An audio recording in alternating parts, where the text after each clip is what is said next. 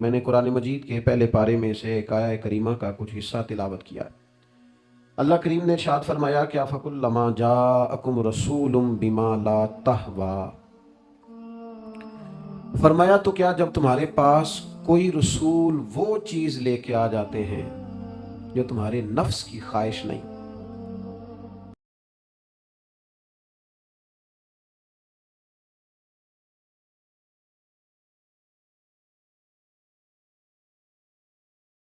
میں نے قرآن مجید کے پہلے پارے میں سے ایک آیہ کریمہ کا کچھ حصہ تلاوت کیا ہے۔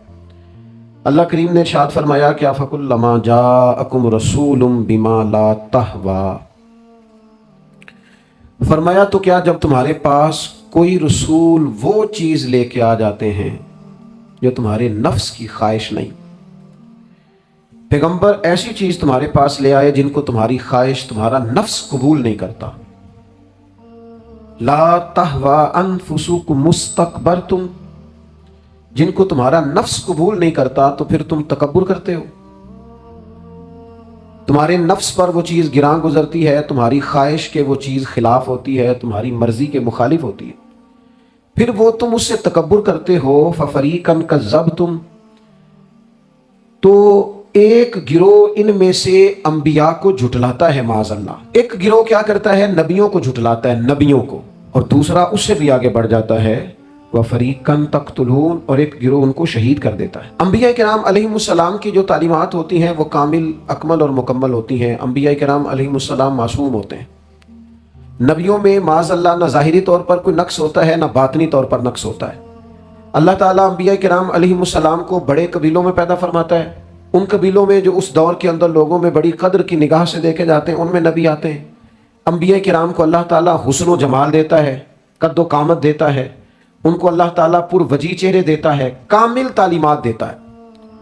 اور سب سے بڑی بات یہ ہے کہ انبیاء معصوم ہوتے ہیں، ان کے اندر کوئی نفسانی خواہش ہی نہیں ہوتی، نبی کوئی خطا کرتے ہی نہیں۔ کامل، مکمل، اکمل تعلیم نبی لے کے آتے ہیں، لیکن اللہ کا قرآن کہتا ہے کہ جب وہ چیزیں تمہاری نفس کی خواہش کے خلاف ہوتی ہیں، چیزیں بالکل مکمل ہیں، کامل ہیں، اکمل ہیں، نبی معصوم ہے۔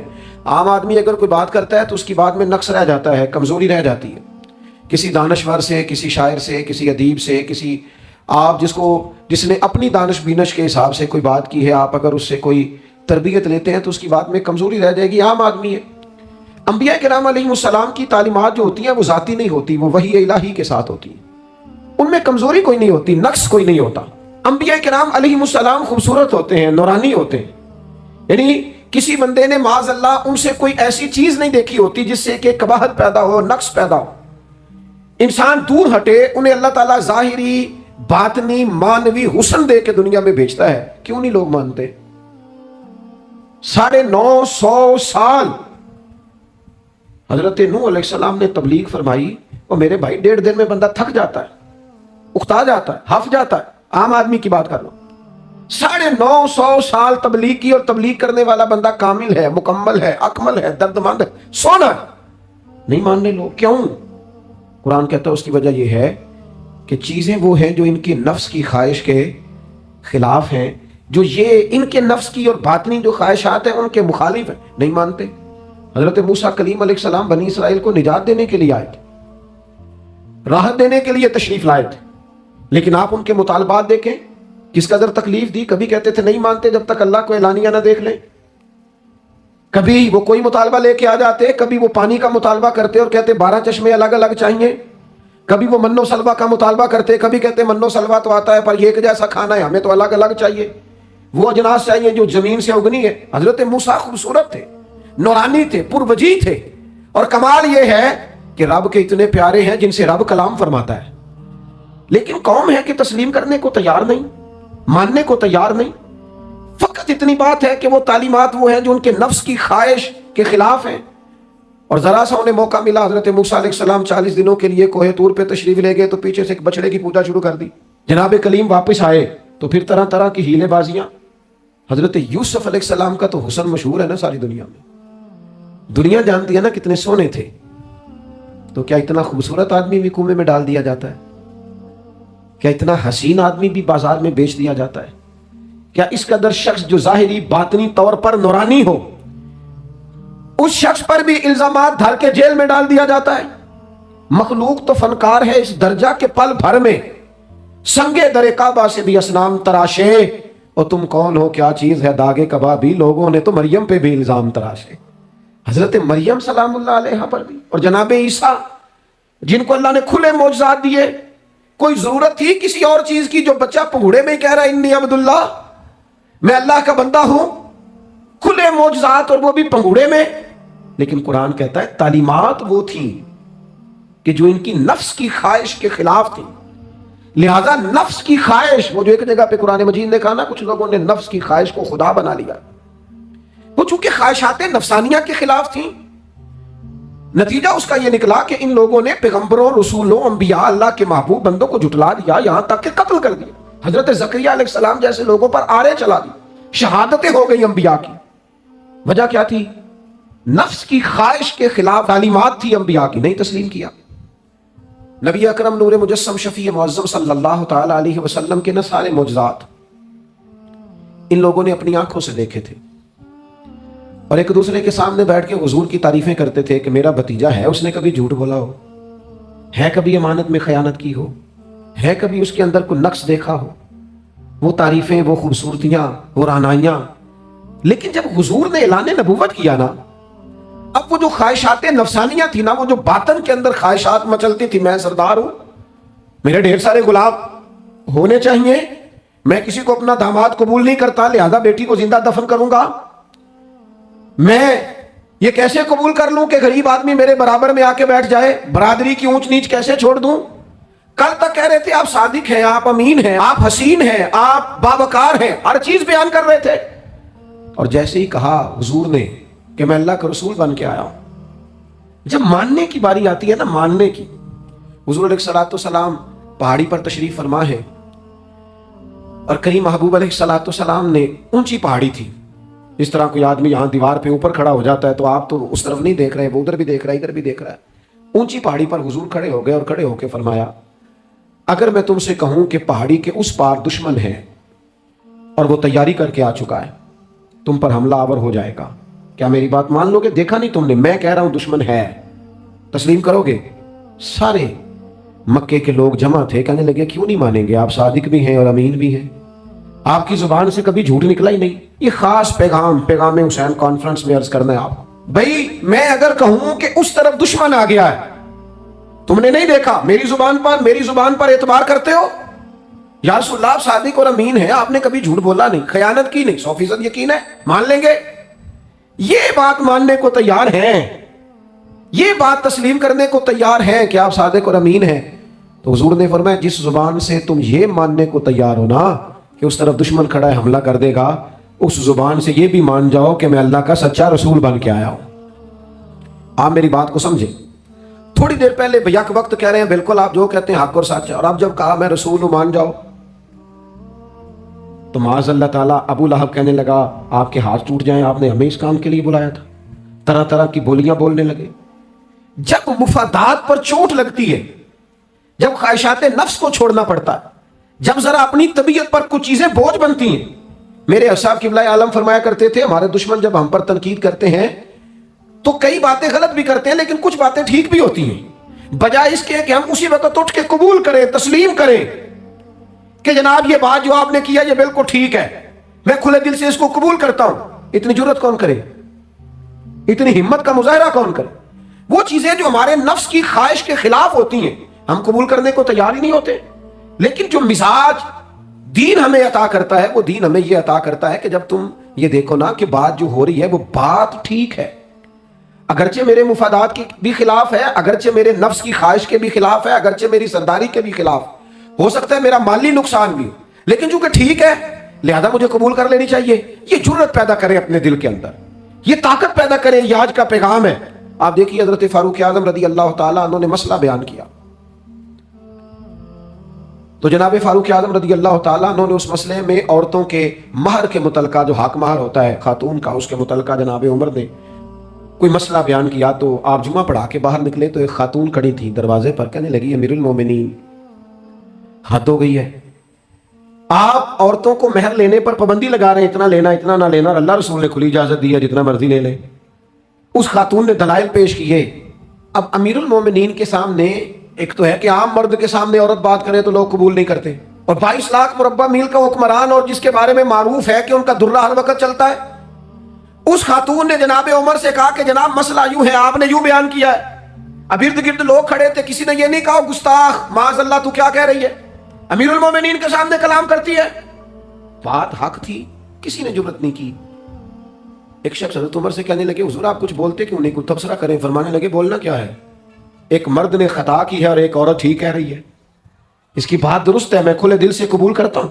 نفس پر گرچہ چوٹ لگتی ہے اسے قبول کریں, کیوں حق کے معاملے میں حضرت صاحب بندے بڑے اچھے ہیں, قبلہ بڑے نفیس آدمی, اور جناب ان کی طبیعت بڑی اچھی ہے, تو پھر آپ قبول کر لیں ان کی بات کو. کہتے ہیں آپ دعا کریں میرے لیے میں قبول کر لوں, آپ دعا کریں میں ٹھیک ہو جاؤں. وہ خدا کے بندے جسے تو ٹھیک سمجھ رہا ہے اس کی بات کو قبول کر, اس بات کا قائل ہو جا, اس پر عمل کر. ہمارے مزاجوں میں وہ جو نفسانی خواہشات کا غلبہ ہے آج بھی پوری طرح وہ ہمیں اپنی لپیٹ میں لیے ہوئے, ہم سمجھنے کو تیار نہیں ہوتے. حق حق ہوتا ہے, اور جب حق واضح ہو جائے پھر نفسانی خواہشات کو نہ دیکھو. نفس ایک بچے کی طرح ہے, اس کی ایک بات مانو گے دوسری خواہش کرے گا, دوسری بات مانو گے تیسری خواہش کرے گا. اللہ کے محبوب علیہ السلام نے دعا فرمائی ہے, مسند امام احمد بن حنبل میں موجود ہے. حضور اللہ کی بارگاہ میں عرض کرتے ہیں تعلیم امت کے لیے, صرف ہمیں سمجھانے کے لیے, ورنہ تو معصوم عن الخطا ہے. محبوب اللہ کی بارگاہ میں عرض کرتے ہیں اے اللہ مجھے اس خواہش سے بچانا جو ایک اور خواہش میں مبتلا کر دے, اس خواہش سے بچانا جو خواہشات کے دروازے کھول. ہم اپنے نفس کو لے کر دین کے مقابلے میں کھڑے ہو گئے. میری برادری کہتی ہے کہ شادی میں ڈھول بجے گا, تماشا ہوگا, اور اللہ رسول کہتے ہیں کہ اس میں شریعت کا بول بالا ہوگا, پتا چلے گا جیتتا کون ہے. میری اولاد کہتی ہے کہ اس راستے جانا ہے, رب رسول فرماتے ہیں اس راہ پہ جانا ہے. نفس کی خواہش اور ہے, اللہ رسول کا حکم اور ہے, ہم اس کو تسلیم کرنے کو تیار نہیں ہوتے. معافی مانگنی پڑ گئی ہے ایک بندے سے. ہماری جو بنائی ہوئی قبیلے اور برادریوں میں اونچ نیچ ہے اس کے حساب سے ہم بڑے قبیلے سے ہیں, وہ چھوٹی قبیلے سے, ہم نے جو بنائی ہے, ورنہ تو قبیلے فقط تعارف کے لیے ہوتے. معذرت کرنی پڑ گئی ہے, لیکن کمال ہے ہمارے مزاج میں وہ پیدا ہو. اللہ رسول کو راضی کرنے کے لیے تھوڑی دیر اپنے نفس کو کچلے, ممکن ہے ایسا ہو, کرتے ہی نہیں ایسا, مزاج نہیں بنایا. ہمارے نفس کی خواہش کے مطابق اگر چلے پھر سارا. آپ یقین کریں لوگ استادوں کے پاس جا کے عزتیں اور پروٹوکول ڈھونڈتے ہیں, پیروں کے پاس جا کے عزتیں اور پروٹوکول ڈھونڈتے ہیں. ایسی جگہوں پہ جہاں پروٹوکول دینے کی باری تھی وہاں بھی لینے کے چکر میں پڑ جاتا. دینی کاموں میں اگر 4 لوگ ایک جگہ پہ اکٹھے کیے جاتے ہیں نا, یہاں دینی کام کر لو, وہاں جھگڑا شروع ہو جاتا ہے. دینی کام تو کرنا ہے پر آگے کون لگے گا, دینی کام تو کرنا ہے پر اس میں سربراہی کس کو ملے, دینی کام تو کرنا ہے اس میں نام کس کا ہوگا, اس میں بڑا قد کس کا شمار کیا جائے. اس طرح قومیں آگے بڑھتی ہیں. اہل حق اس طرح ہوتے ہیں, سب سے آگے اپنے نفس کو رکھا جائے اور پھر انسان کا انقلاب آ جائے. یہ کیسے ممکن ہے؟ حضرت ابو ذر غفاری, میں قربان اس شخص پر, سیدنا ابو ذر غفاری اس امت کے درویش فقیر, ایسا شخص جس کے بارے میں محبوب نے فرمایا زمین کے اوپر اور آسمان کے نیچے میرے ابو ذر سے سچا بندہ کوئی نہیں. اتنا بڑا آدمی زندگی فقر و فاقے میں گزار دی, اپنے مزاج پر طاری کر لی چیزیں کہ بس وہ سادگی جو ہمیں ہمارے رسول نے سکھائی ہے اسی میں رہنا ہے. حضرت ابو ذر غفاری گفتگو ہو رہی تھی, بات چیت ہو رہی تھی, جناب بلال حبشی رضی اللہ تعالیٰ عنہ کے ساتھ محو کلام تھے. حضرت بلال نے اپنے آپ کو سمجھا لیا تھا کہ میں دروازہ رسول کا گدا ہوں. کچھ لوگ نا غلام بے دام ہوتے ہیں, بے دام. ہمارے ہاں نا کچھ لوگوں کا پروٹوکول ہوتا ہے, اور کچھ لوگ ایسے ہوتے ہیں جو صبح سے لے کے شام تک جھاڑو دے رہے ہوتے ہیں, خدمتیں کر رہے ہوتے ہیں. میں آپ کو صحیح معنوں میں بتاؤں تو اصل حقدار وہ ہوتے ہیں لوگ, اصل ڈیوٹیاں ان لوگوں کی ہوتی ہیں. حضرت بلال حبشی نے طے کر لیا تھا کہ میں نے نوکری کرنی اور توجہ سے کرنی ہے. اور میں آپ کو دل کی بات بتاؤں, میں نے بڑے کیمرے دیکھے اپنی زندگی میں, میں نے بڑا کچھ دیکھا تھوڑے وقت میں. میں آپ سے عرض کروں, وہ بڑی مزیدار زندگی ہوتی ہے جس میں انسان تھوڑا پیچھے بیٹھا ہوا ہوتا ہے, جس میں نا بہت سارے کام ہیں. میں تھوڑے دن پہلے ایک جگہ جماعت کرانے کے لیے کھڑا ہوا, ایک صاحب نے جماعت کی ویڈیو بنانی شروع کر دی. بعد میں مجھے دوست بتانے لگے, وہ خدا کے بندے, عبادت تقریر میں کبھی رونا آ جاتا تھا, دعا میں رونا آ جاتا تھا, میں نے ضبط کرنا شروع کر دیا, چھوڑ دیا. لوگ آنسو بیچنے لگ جاتے, پیر صاحب رو پڑے. پیر صاحب کس بات پہ روئے؟ او خدا کے بندو, پیر کو معافی لے لینے دو اللہ رسول سے, اپنے لیے اپنے سنگیوں کے لیے اللہ کے حضور اسے آنسو بہانے دو. کوئی چیز تو کیمرے سے باہر رہے, کچھ چیز تو. کیا خوبصورت لفظ ہے مولا علی شیر خدا کے, فرماتے ہیں اسے مبارک ہو جسے تھوڑے لوگ جانتے ہیں، اسے مبارک ہو سے ثبوت نہ پچھو میتھوں، پلائے نظر کرم کا دھوئی، اے میں جانا یا دل بر جانے غیر نہ جانے کوئی، میں مسکین پرانا خادم کسے در ملی نہ ٹوئی، یہ تے واصف یار نے نظر جو کی تھی تے واصف واصف ہی ہوئی۔ یہ تو اس کا فیصلہ ہے، ہمارے لیے مقام شکر ہے، ہر مقام پر شکر گزار ہیں، عاجزی کرتے ہیں، لیکن جو معاشرے کا ماحول بن گیا، یعنی ایک بندے سے بھی آپ بغیر کیمرے کے ملاقات ہی نہیں کر سکتے۔ وہ زیارت کرنے آتا ہے اور وہ ساتھ کہتا ہے 30 سیکنڈ کا میں نے کلپ بھی بنانا ہے، تو زیارت ہو گئی، بس ختم ہو گئی بات۔ یہ کون سی زیارت ہے جو تو نے قید بھی کرنی ہے ساتھ؟ خدا کا خوف کرے، کیا کس طرف ہم جا رہے ہیں؟ بہرحال عام دام برسر مطلب حضرت بلال حبشی نے طے کر لیا تھا اپنی زندگی میں سادگی، پیچھے پیچھے رہنا ہے، وہ شہرت سے بچنے والا پیچھے پیچھے رہتا ہے، اور میرا جی چاہتا ہے ساری غزلیں اس ظالم کے نام کرے۔ کچھ لوگ طے کر لیتے ہیں میں نے پیچھے پیچھے رہنا ہے، ان کے اعلان کیے جاتے ہیں، بلایا جاتا ہے، پھر بھی پیچھے نکل جاتے ہیں۔ جو عرض کرنا چاہتا ہوں، حضرت سیدنا بلال حبشی نے طے کر لیا تھا، ایک دن کسی بات میں نا ہو جاتا ہے رائے کا اختلاف، رائے کے اختلاف کو کبھی مخالفت نہ بنائے، اپنوں سے اختلاف ہو تو اختلاف رائے رکھے، رائے دے، حکم کبھی نہ دے۔ ہمارے یہاں لوگ حکم دیتے ہیں، رائے نہیں دیتے، بعد میں ادھر ادھر بیٹھ کے شکوے کرتے ہیں، دسو جی میری منی نہیں، وہ بھی تیرے سے مشورہ لیا تھا، قبول بھی ہو سکتا ہے، رد بھی ہو سکتا ہے، ختم ہوگی بات۔ کسی بات میں جناب ابو ذر غفاری کا اور حضرت بلال حبشی کا رائے کا اختلاف ہو گیا۔ اب حضرت بلال حبشی غلام ہے جناب ابو ذر بڑے قبیلے سے، تو جناب ابو ذر غفاری نے بات کرتے کرتے حضرت بلال کو کہہ دیا، او حبشن کے بیٹے، تھے بھی وہ حبشن کے بیٹے، لیکن حضرت بلال کے دل کو تکلیف ہوئی۔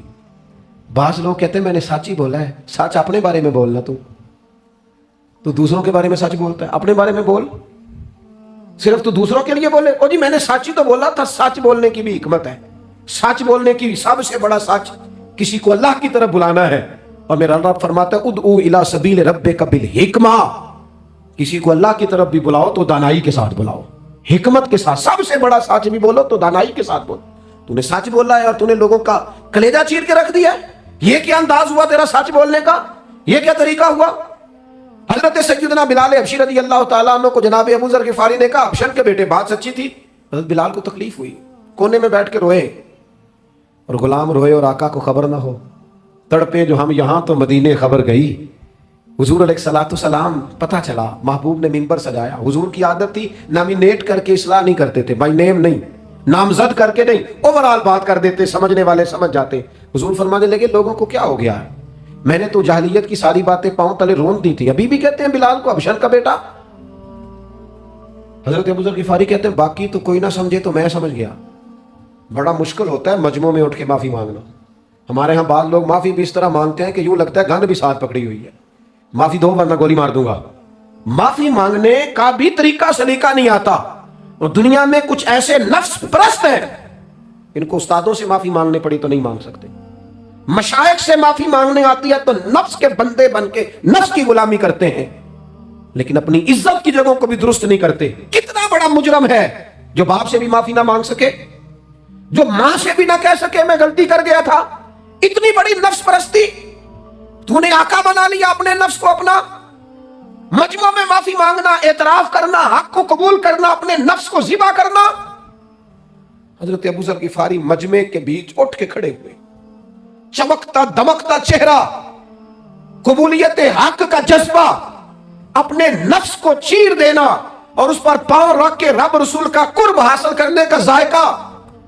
جناب ابو ذر غفاری حضرت بلال کے قریب گئے اور پھر ان کے سامنے لیٹ گئے، رو کے کہنے لگے حبشن کے بیٹے اٹھا اپنا پیر اور رکھ میرے سینے پہ، میں اس قوم کو بتانا چاہتا ہوں کہ تھا تو حبشن کا بیٹا، پر جب سے مدینے والے کا کلمہ پڑا ہے کائنات میں عزت والا ہو گیا ہے۔ یہ دیکھو کس نے ذروں کو اٹھایا اور صحرا کر دیا، کس نے قطروں کو ملایا اور دریا کر دیا، کس کی حکمت نے یتیموں کو کیا در یتیم اور غلاموں کو دنیا بھر کا مولا کر دیا۔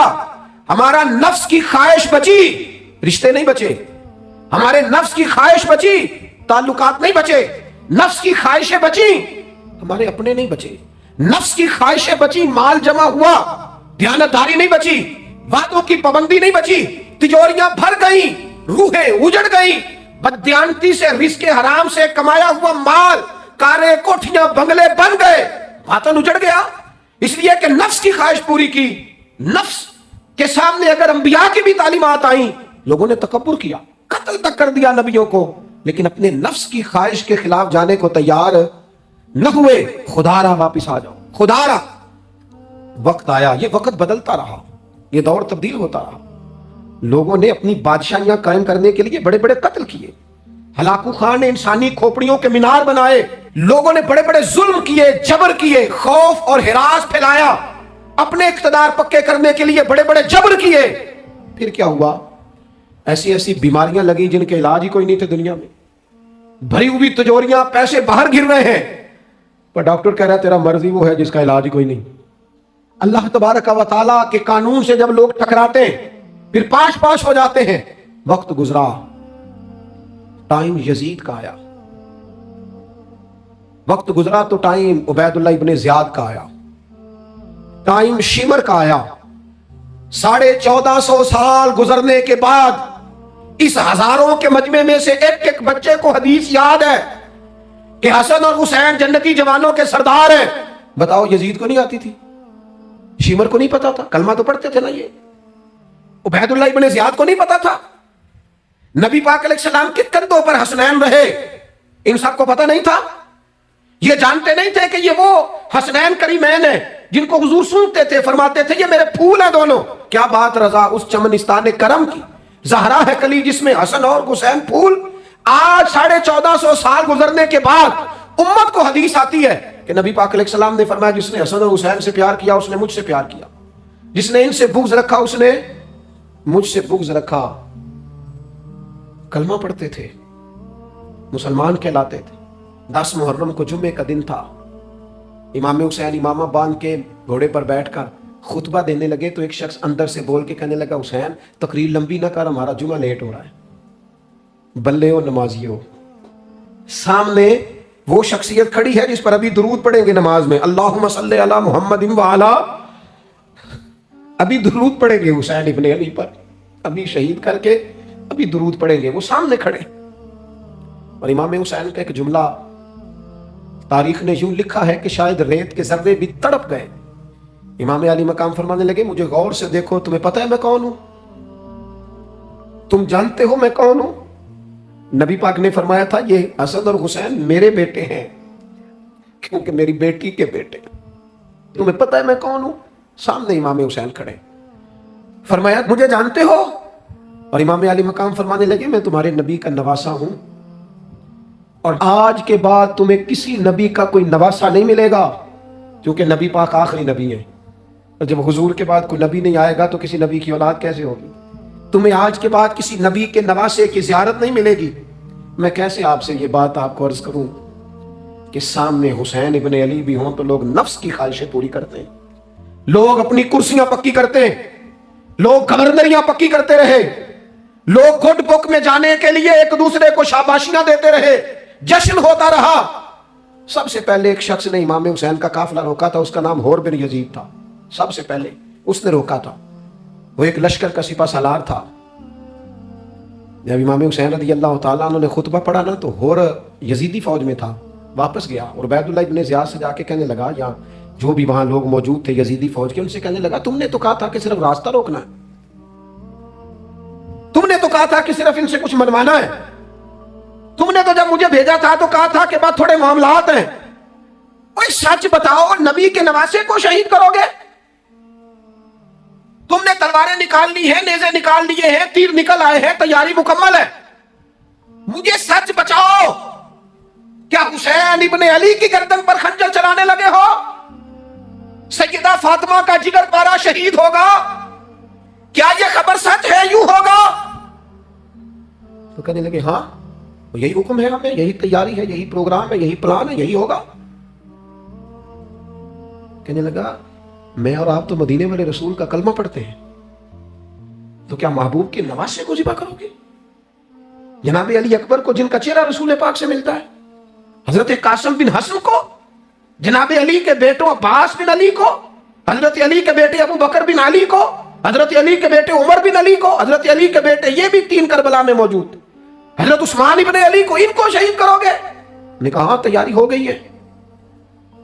تو سب کے ضمیر مردہ نہیں ہوتے، ہاں بڑی بڑی سخت جگہوں پہ پھول اگتے ہیں، حر نے جب ان سے کہا کہ تمہارا پکا ارادہ ہے، کہا پکا ارادہ ہے، تو اس نے کہا یہ زیرہ پکڑو، یہ عہدہ پکڑو، مجھے تمہارا دیا ہوا عہدہ نہیں چاہیے، حسین کے نانا کی دی ہوئی جنت درکار ہے، یہ رکھو اپنے پاس، مجھے تمہارا۔ ایڑی لگائی اس نے اور دوڑا اور امام حسین کے قدموں میں گیا، کہنے لگا حضور میں مجرم ہوں، میں خطا کار ہوں، میں نے سب سے پہلے آپ کو روکا تھا، پر مجھے قسم ہے اللہ کی میں جانتا نہیں تھا ان کا ارادہ کیا ہے، حضور بھول گیا، غلطی کر بیٹھا، یہ انتے ہوں گے، ان کی آنکھوں میں پٹی بندی ہوگی، مجھے تو پتہ ہے نا کہ دنیا کو پھر محمد کا نواسہ نہ ملے گا، مجھے خبر ہے، اگر معافی مانگوں تو معاف کر دو گے، پہلا مجرم ہوں، میں نے روکا ہے، اگر آ جاؤں تو قبول کر لو گے؟ یہ ظرف، یہ حوصلے، یہ توانائیاں اگر ہیں تو سیدہ فاطمہ کے دودھ میں ہیں، یہ شیر خدا کی تربیت میں ہیں، یہ محبوب نے جو ان کی زبانوں کو چوسا تو اس کرم میں ہے۔ حضرت امام حسین نے اٹھ کے سینہ یوں چوڑا کیا، ہاتھ پھیلائے، فرمایا آجا، لگ جانا میرے سینے کے ساتھ، تو آ جانا، تو نے دیر کی، ہم تو پہلے سے منتظر تھے، تو آ جا، تیری ساری معاف ہیں۔ حر کے مقدر جاگے، امام علی مقام کے لشکر میں شامل ہوا۔ بعض نے لکھا ہے جو لوگ ابتدا میں شہید ہوئے امام حسین کی طرف سے، ان میں حر شامل۔ خدا را، کچھ خواہشات، کچھ نفسانی باتیں چھوڑ دو، سارا دن اپنے آپ کو ہی منواتے رہنا، اپنی ضد کے سامنے لوگ بڑے بڑے ادارے تباہ کر دیتے، بڑی بڑی جماعتیں تباہ ہو گئی، بڑے بڑے آستانے خیر کے ٹوٹ گئے، لیکن ہماری انا، ہماری ضد، ہمارا تکبر، ہماری اپنے لیے خواہشات یہ ختم نہ ہو سکی۔ امام حسین رضی اللہ تعالیٰ عنہ کو جن لوگوں نے شہید کیا، انہیں حضور کا خون نظر نہیں آیا، نفس کی خواہشیں نظر آئیں، جائیدادیں نظر آئیں، لیکن پتہ ہے کمال کیا ہے؟ ہمیشہ جو لوگ حق قبول کرتے ہیں نا، اللہ تعالیٰ انہیں یہ عزت عطا کرتا ہے۔ دو چار باتیں میری ضرور لے کے جانا، یہی لنگر ہے آج پیغام حسین کانفرنس کا۔ دیکھو آپ کے والد آپ کو جو سمجھاتے ہیں وہ ٹھیک ہے یا جو آپ کہہ رہے ہیں وہ ٹھیک ہے، غور کرو۔ آپ کے اساتذہ اور مشائخ جو آپ کو کہتے ہیں وہ ٹھیک ہے یا جو ضد آپ نے لگا لیا وہ ٹھیک ہے؟ اور سب سے بڑھ کر اللہ رسول کا حکم زیادہ مؤثر ہے یا جو آپ نے اپنی مرضی سے چیزیں طے کی ہیں وہ زیادہ مؤثر؟ اپنی نفسانی خواہشات کو تھوڑی دیر کے لیے کنٹرول کرو، اپنے آپ پر تھوڑی دیر کے لیے پابندی لگاؤ، ایک ایک کر کے اپنی خواہشات کو کچلو، زندگی کے اندر کچھ ایسی چیزیں پیدا کرو جس سے روح تازہ رہے، دل تازہ رہے، طبیعت تازہ رہے، دین بچا رہے۔ جتنی طلاقیں ہوتی ہیں نا معاشرے میں، ہم سے اگر دن میں 100 لوگ مسئلہ پوچھتے ہیں تو 95 طلاق والے ہوتے ہیں، سوائے اس کے کہ نہ میاں ہارنے کو تیار تھا نہ بیوی ہارنے کو تیار تھی، بالآخر رشتہ ہی ہارا، دونوں کے ہوتے ہوئے بچے یتیموں جیسی زندگی گزارنے لگے۔ تھوڑی دیر کے لیے لوگ چپ نہیں کیے، سارا کچھ ختم کر لیا۔ اپنی مزاج کے اندر، اپنی طبیعت کے اندر تحمل پیدا کرو، بردباری۔ میں ایک دفعہ بہت پریشان تھا، حالات کچھ عجیب رخ اختیار کر گئے، بہت پریشان تھا، تو میں ایک بزرگ کی خدمت میں حاضر ہوا، میں نے کہا دعا فرمائیے گا، تو مجھے کہنے لگے سیدہ زینب کی سیرت پڑھو۔ تو میں نے پہلے دن آ کے کتاب کھولی نا، تو دربار دمشق میں جو جناب زینب نے کلام فرمایا نا، انسان ٹوٹ جاتا ہے، لیکن انسان حق پہ ہو کے اگر گلا بھی کٹا لینا تو اس کا مزاج طاقتور رہتا ہے، روح طاقتور رہتی، اسے محسوس ہوتا ہے کہ میں کمزور نہیں پڑا۔ یزید نے جب کوئی بات کی نا دمشق کے دربار میں، تو حضرت زینب پیچھے بیٹھی تھی پردے کے لوگوں کے درمیان، اس نے جب کوئی بات کی تو جناب زینب وہاں سے اٹھ کے، ہماری خواتین ہر بات پر ہوتی ہیں، دو کہیں کہ ختم ہی نہیں ہوتے، جناب زینب پیچھے سے اٹھیں پردے کے پیچھے سے، اور جب اپنی گرجدار آواز میں انہوں نے گفتگو شروع کی تو وہاں ایک نابینا بزرگ بیٹھے تھے جو مولا علی شیر خدا کی بارگاہ میں حاضری دیا کرتے تھے۔ جب سیدہ زینب نے خطبہ شروع کیا نا تو وہ بزرگ چونک گئے، اور وہ نابینا تھے تو ساتھ والے آدمی کا گھٹنا ہلا کے کہنے لگے علی آ گئے دربار میں، علی کی آواز ہے، علی بول رہے ہیں دربار دمشق میں، وہ زینب کا خطاب منبر پہ علی بول رہے ہو جیسے، علی آ گئے، وہ گرج آواز میں، وہ تنتنا، وہ دبدبا، وہ وفاداری، وہ ان کی بات میں صداقت، کانپ گئی ہر چیز دربار کی۔ اور امام زین العابدین بیمار بھی تھے، مسافر بھی تھے، پریشان بھی تھے، لیکن جب یزید سے انہوں نے کہا نا مجھے خطبہ دینے دے، تو چند منٹ گفتگو کی امام زین العابدین نے، تو کہنے لگا اذان پڑھو جماعت کرائیں، اس لیے کہ ان کی باتوں میں وہ حق ہوتا ہے۔ میں دیکھتا ہوں ہماری سب کی اپنی اپنی خواہشیں ہیں، اپنے اپنے رویے ہیں، اپنا اپنا مزاج ہے۔ اگر لوگوں کو کسی جگہ بھی ملکی، ملی اور دینی پروگرام کے لیے جمع ہونے کو کہا جائے، ہم تیار نہیں۔ کیا کیا جاتا ہے ہمارے ساتھ؟ ہمارے ضمیر اس لیے خریدے جاتے ہیں کہ ہم خواہشات کے بندے ہیں۔ الگ الگ کر کے کسی کو کہا جاتا ہے تیرا کاروبار چمک جائے گا، کسی کو کہا جاتا ہے تیرا وہ نظام ٹھیک ہو جائے گا، الگ الگ کر کے لوگوں کو خرید لیا جاتا ہے۔ لیکن اگر خواہشات تھوڑی ہوں، اللہ کی رضا پر چلنے کا جذبہ زیادہ ہو تو میرے عزیز زندگی آسان ہو جائے گی۔ میں تو امام علی مقام رضی اللہ تعالیٰ عنہ اور یزید کے معاملے میں ایک ہی بات سمجھا ہوں، سب کو پتا تھا یہ حسین ابن علی، سب کو پتا تھا حق ان کے ساتھ، سب جانتے تھے ان سے زیادہ عظمت کسی کی نہیں، لیکن اپنے نفس کی خواہشوں پر کنٹرول نہیں کر سکے۔ پوری امت کا اس وقت مسئلہ ضروریات کا نہیں، خواہشات کا ہے۔